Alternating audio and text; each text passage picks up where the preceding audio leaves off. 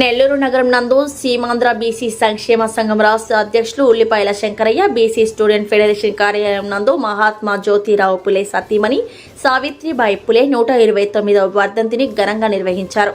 తదనంతరం రాష్ట్ర అధ్యక్షులు ఉల్లిపాయల శంకరయ్య సంఘ కార్యకర్తలు పులే దంపతుల విగ్రహాలకు పూలమాలలు వేసి ఘనంగా నివాళులర్పించారు. తదనంతరం విలేకరుల సమావేశంలో మాట్లాడుతూ దేశంలో పూలు అమ్మే మాలి కులంలో జన్మించిన సావిత్రి పెళ్లయ్యే నాటికి నిరక్షరాస్యులు.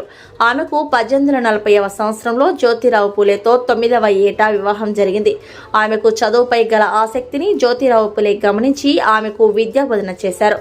తదనంతరం భారతదేశంలో మొదటి ఉపాధ్యాయునిగా మహిళల విద్య కొరకు కృషి చేశారని 1897లో పూణేలో ప్లేగు వ్యాధి సోకినప్పుడు రోగులకు సేవ చేస్తూ ప్లేగు వ్యాధి సోకి అదే ఏడాది మార్చి 10న ఆమె కన్నుమూశారు. ఇటువంటి మహోన్నతులైన పూలే దంపతుల విగ్రహాలను దేశవ్యాప్తంగా ప్రతి నియోజకవర్గంలో ఏర్పాటు చేయాలి. అలాగే వారి జీవిత చరిత్రను పాఠ్యాంశాలలో చేర్చాలి. ప్రతి మండలంలోనూ పూలే భవనాలు ఏర్పాటు చేసి బడుగు బలహీన వర్గాల వారి వివాహాది శుభకార్యములకు ఉచితంగా ఇవ్వాలని కేంద్ర రాష్ట్ర ప్రభుత్వాన్ని డిమాండ్ చేశారు.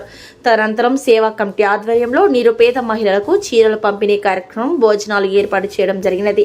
పై కార్యక్రమంలో V Leelakrishna Yadav, doctor Ganesh, SS Yadav, Perumalla Padmaja Yadav, Budhavarapu Balaji, Soma Gopal, Konidela Nagendra, Vitapu Lalitharam, Gonji Narasimha Rao, P Mohan, Y Sasidhar, V Srinivasulu, K Jayaramaraju, BC సంఘ నాయకులు, మహిళలు, కార్యకర్తలు అధిక సంఖ్యలో పాల్గొన్నారు.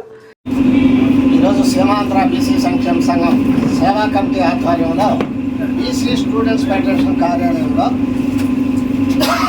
సావిత్రిబాయి పులే గారి 129వ వర్ధంతిని ఘనంగా నిర్వహించడం జరిగింది. ఈ యొక్క వర్ధంతిని పురస్కరించుకొని ఈరోజు మహిళలకు చీరల పంపిణీ కార్యక్రమం మరియు అన్నదాన కార్యక్రమం చేయడం జరిగింది.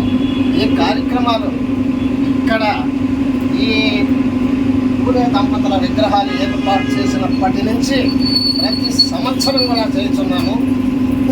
దానికి సేవా కమిటీ సభ్యులు అందరూ కూడా సహకరిస్తున్నారు. వారికి ప్రత్యేక అభినందనలు తెలియజేస్తున్నారు. ముఖ్యంగా ఈరోజు ఇక్కడికి వచ్చేసిన ప్రముఖులందరికీ మరియు మహిళా మనులకు, విద్యార్థులకు అందరికీ కూడా నేను ప్రత్యేక అభినందనలు తెలియజేస్తున్నాను.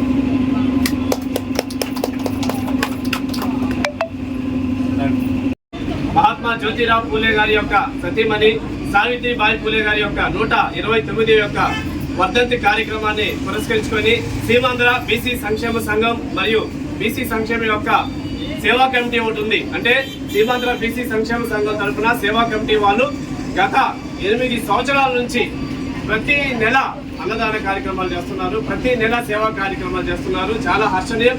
దాంట్లో భాగంగా ఈరోజు సేవా కమిటీ సభ్యులు అందరి సహాయ సహకారాలతో ఈరోజు సావిత్రిబాయి పూలే గారి యొక్క వర్ధంతిని పురస్కరించుకొని చీరలు, అదేవిధంగా అన్నదానం కార్యక్రమం కూడా నిర్వహించడం జరుగుతూ ఉంది.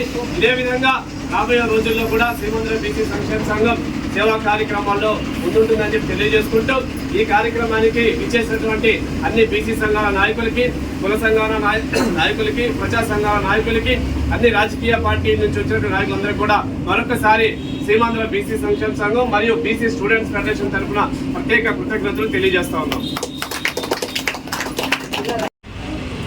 ఈరోజు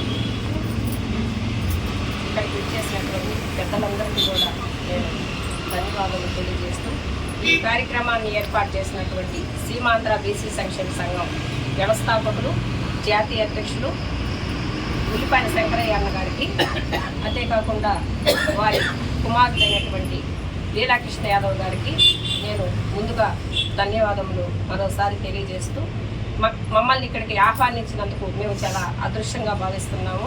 ఈరోజు మేము ఇక్కడ భాగస్వాములు అవడం కూడా మాకు చాలా సంతోషకరమైన విషయమేను. మనం అందరం కూడా బీసీలు అందరం కూడా గుర్తుపెట్టుకోవాల్సిన విషయం ఏంటంటే, మన తమ్ముడు చెప్పినట్టుగా మేము గవర్నమెంట్ని ఒకటే అడుగుతున్నాము.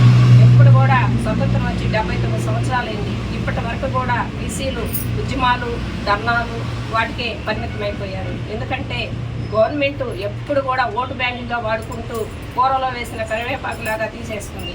కాబట్టి మేము ఒకటే అడుగుతున్నాం, మా హక్కు.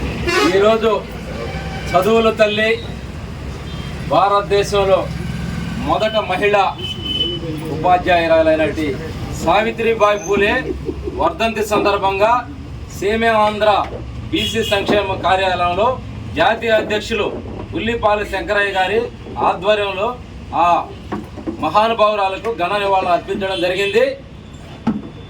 ఈరోజు మహిళలు ధైర్యంగా స్వేచ్ఛగా రోడ్డు మీదకి వచ్చి మన యొక్క హక్కుల కోసం వారి యొక్క భావజాలాన్ని తెలియజేస్తున్నారంటే ఆ మహాతల్లి పుణ్యమే.